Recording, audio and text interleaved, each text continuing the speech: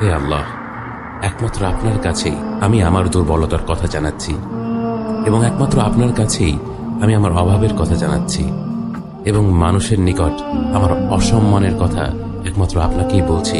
হে আরহামার রাহিমিন, আপনিই তো প্রতিটি দুর্বল ব্যক্তির রব এবং আপনিই আমার রব। আপনি কার কাছে আমাকে ছেড়ে দিলেন? এমন অচেনা মানুষদের কাছে যারা আমার ক্ষতি করতে চায়, নাকি এমন শত্রুর কাছে যাকে আপনি আমার চেয়ে অধিক শক্তি দিয়েছেন? হে আল্লাহ, যদি আপনি আমার উপর রাগ না করে থাকেন তাহলে এর কিছুতে আমার কিছু আসে যায় না, কিন্তু আপনার আশ্রয় পেলে আমার পরিস্থিতি আরেকটু সহনীয় হবে।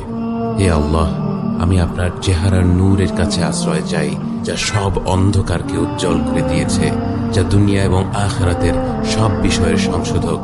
আল্লাহ, আপনার রাগ এবং অসন্তুষ্টি থেকে আমি রেহাই চাই। আল্লাহ,